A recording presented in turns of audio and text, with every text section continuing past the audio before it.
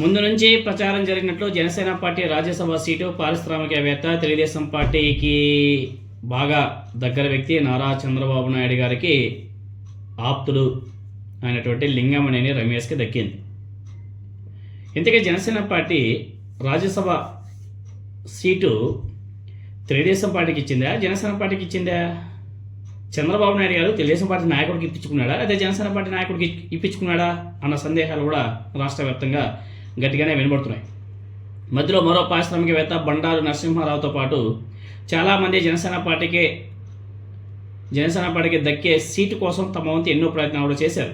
కానీ పవన్ కళ్యాణ్ మాత్రం లింగమనేని రమేష్ వైపే మొగ్గు చూపడం జరిగింది. ఈరోజు అధికారికంగా లింగమనేని రమేష్ గారి పేరును జనసేన పార్టీ ప్రకటించింది. సో రాజ్యసభ సీటు విషయంలో సస్పెన్షన్ వీడిపోయింది. జనసేన పార్టీతో పవన్ కళ్యాణ్తో 2015 నుంచి లింగమనేని రమేష్కి బాగా సత్సంబాలు కూడా ఉన్నాయి.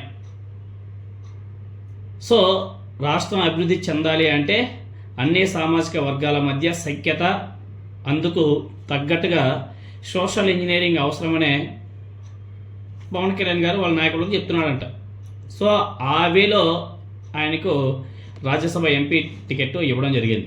అదేదో టీడీపీ నుంచే ఇచ్చి ఉండొచ్చు కదా. ఇప్పుడు చంద్రబాబు నాయుడు గారు ఏదైతే కరకట్ట ఇంట్లో ఉంటున్నాడో అది లింగమనేని రమేష్ గారిది.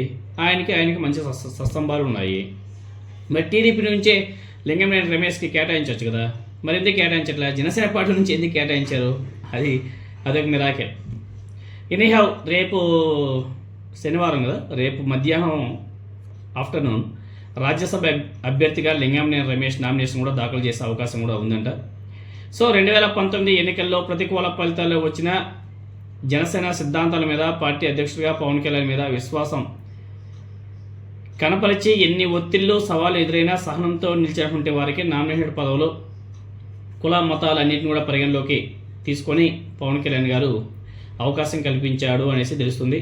అదే సూత్రాన్ని రాజ్యసభ అభ్యర్థి ఎంపికలోనూ పవన్ కళ్యాణ్ పరిగణలోకి తీసుకోవడం జరిగిందంట.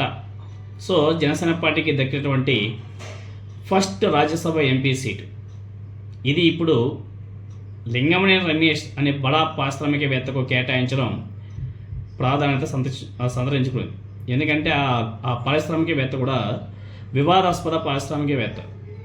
మరి పవన్ కళ్యాణ్ గారికి ఆయనకి చాలా సంబంధాలు ఉన్నాయి, మీకు అందరికీ తెలిసిందే. మొత్తానికైతే అందరూ అనుకున్నట్టే లింగమనేని రమేష్కి పవన్ కళ్యాణ్ గారు రాజ్యసభ సీట్ని కేటాయించడం జరిగింది.